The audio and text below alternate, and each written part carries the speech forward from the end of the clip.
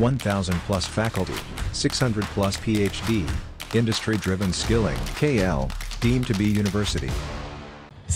ఇది ఎండిపోయిన సేను చూస్తే ఈ దుస్థితి గత 9 సంవత్సరాల్లో ఒక్క సంవత్సరమైనా ఈ జిల్లాలో కానీ ఈ రాష్ట్రంలో కానీ ఒక్క ఎకరం ఎండిపోయినటువంటి పరిస్థితి ఏనాడైనా కనిపించిందా? ఇలా 100 రోజులు కాలేదు, ఏ ఊర్లో చూసినా పుట్టెడు దుఃఖం, కళ్ళ నిండా దుఃఖం. పిట్టలు నీళ్ళు లేక రాలిపోతున్నాయి, కోతులు నీళ్ళలో పడి చనిపోతున్నాయి. ఈ 10 సంవత్సరాల్లో నీళ్ళు లేక కోతులు చనిపోయినట్టు ఎక్కడ చూసినరా? మళ్ళా పాతకాలం వచ్చే ఏం మార్పు? ఇదే మార్పు? నీళ్ళు తాగడానికి నీళ్ళు లేకుండా కోతులు చనిపోవడం మార్పా? ఇట్లా సేన్లు ఎండిపోయి రైతన్నలు దుఃఖం పెట్టుకోవడం మార్పా? లేకపోతే మళ్ళా ఊరు ఇడిచిపెట్టి పోవడం మార్పా? ఏమైనా హామీలు? ఎంత మోసం! 100 రోజుల్లో ఏదైనా మేలు జరుగుతుందంటే ఏం లేదు, అన్ని అసత్య ప్రచారాలు. అసత్యపు ప్రచారాలతో ఇవాళ ఎలక్షన్లకు గెలిచి వచ్చిండ్రు. మళ్ళీ అదే పని గెలిచిన తర్వాత అరే ఏమో చెప్పినాం అది అమలు చేద్దామని లేదు. ఇక్కడ అబద్ధాలు చెప్పుకుంటూ కాలం గడపడం తప్ప ఈ 100 రోజుల్లో కార్యాచరణలు లేదు. వాళ్ళకి తెలుసు వాళ్ళు చేయలేరు. కాంగ్రెస్ ప్రభుత్వం గతంలో పరిపాలించి మొత్తం కరువు కష్టకాలతో ఈ జిల్లా మొత్తం దివాలా తీసి వేల మంది లక్షల మంది వలసలు పోయారు. మళ్ళీ ఇప్పుడు కాలు పెట్టినరు, స్టార్ట్ అయిపోయింది. మళ్ళా కాలు పెట్టినరు, రైతులు ఆత్మహత్యలు స్టార్ట్ అయినాయి.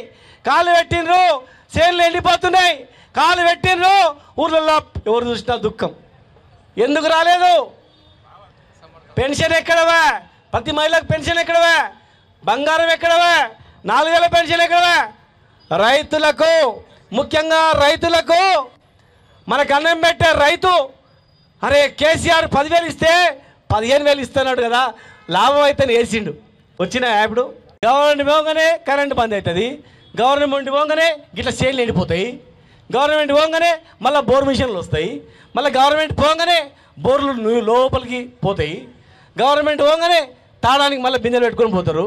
100 రోజులలో ఈ పరిస్థితి ఉందంటే మళ్ళీ వాళ్ళు ఎన్ని రోజులు ఉంటే ఎన్ని దుఃఖాలు వస్తాయి, ఎన్ని కష్టాలు వస్తాయి. మీరు ఇచ్చిన హామీ 500 రూపాయల పండిన ధరకు క్వింటాల్కు 500 రూపాయలు ఇస్తామన్నారు. 500 రూపాయలు మద్దతు ధర ఇవ్వాలి, బోనస్ ఇవ్వాలి, 500 రూపాయల బోనస్ ఇవ్వాలి మద్దతు ధరకు. ఎండిపోయిన ఎకరానికి 25,000 రూపాయలు ఇమ్మీడియట్గా అకౌంట్లో వేయాలి. 24 గంటల కరెంటు ఇవ్వాలి. పెండింగ్ ప్రాజెక్టులని తొందరగా కంప్లీట్ చేసి రన్నింగ్ ప్రాజెక్టుగా కంప్లీట్ చేయాలి. పాత స్కీమ్లన్నీ కూడా పునరుద్ధరణ చేయాలి. దళిత బంధు పెన్షన్ ఇస్తామన్నారు, ఇవ్వండి. బీసీలకు అందరికి ఇస్తామన్నారు, ఇవ్వండి. 2 లక్షల రుణమాఫీ అన్నారు, వెంటనే చేయాలి. జనరల్గా ఎవరే కానీ ఎలక్షన్స్ ఉన్నాయంటే చేస్తారు. ఎలక్షన్లు ఉన్నాయని తెలిసి ఎలక్షన్ల కన్నా ముందే రుణమాఫీ చేయలేదు. ఎలక్షన్లు ఉన్నాయని చెప్పి వాళ్ళ అవసరం ఉన్నా కూడా 15,000 రూపాయల రైతు బంద్ వేయలేదు. ఎలక్షన్లు ఉన్నాయన్నా చేనులు పెట్టిన వాళ్ళు ఇక ఓడ దాటినాక ఏమంటారన్నా, ఓడము దాటే ముందేమో ఓడ మల్లన్న, దాటిన తర్వాత బోడి మల్లన్న. ఇక మనకి ఏం అవసరం? దాదాపు 4 నెలలు అవుతుంది, రైతు బంధు కూడా లేదు. ఏదో 2 ఎకరాలకు 3 ఎకరాలకు నామమాత్రంగా వేసిండ్రు. అదేవిధంగా ఈరోజు పెన్షన్లు 2,000కు 4,000 ఇస్తామని చెప్పిండ్రు, అదే 2,000 ఇస్తున్నారు. అదేవిధంగా రైతు బంధు కూడా వాళ్ళు 15,000 రూపాయలు ఇస్తామన్నారు. సంవత్సరానికి 7,500 రూపాయలు ఒక ఎకరకు ఒక పంటకి ఇవ్వాలి లెక్క, అదే 500 ఇస్తున్నారు. ఈరోజు చూడండి ఎంత అమలు కానీ హామీలు ఇచ్చి మోసం చేసి గద్దెనెక్కి ఈరోజు ఒక్కరు పట్టించుకునే పాపాన లేదు. ఈ రోజు మన తెలంగాణ ప్రజలు కానీ ఏ కాన్స్టిట్యున్సీలో కూడా గతంలో ఉండే ఎమ్మెల్యేలు ఎప్పుడు మీ అందుబాటులోనే ఉండి మీకు ఏం కావాలన్నా మీ ఇంటికి వచ్చి పరిష్కారం చేసిన పరిస్థితులు ఉండే. అటువంటి పరిస్థితులు కళ్ళకు కట్టినట్లు ఇప్పుడు ఏ విధంగా మనం కాంగ్రెస్కి ఓటేసి మనం ఎంత ఇబ్బంది పడుతున్నాం ఒక్కసారి ఆలోచన చేసుకోండి. కరువు కటకాలు వస్తాయి, మంచి జరుగుతాయి, అన్ని జరుగుతాయి, కానీ మీకు పిలిచే పలికే నాయకుడు కావాలి. ఒక్కసారి ఆలోచించుకోండి. అదేవిధంగా ఈరోజు మహాలక్ష్మి స్కీమ్ అని పెట్టినరు, ఇంతవరకు ఎవరికి ఆడపిల్లకి 2500 ఇస్తామన్నారు, ఇంతవరకు 2500 లేదు. ఏదైతే ఒడ్లకు పండిన ఒడ్లకు కూడా ఖరీఫ్లో పండిన ఒడ్లకు కూడా ఎకరాకి 500 బోనస్ ఇస్తామన్నారు, ఇంతవరకు పతా లేదు. ఒకసారి ఆలోచన చేసుకోండి, ఏ విధంగా మనల్ని మభ్యపెట్టి ఎంత మోసం చేసినరో ఒక్కసారి ఆలోచన చేసుకోండి.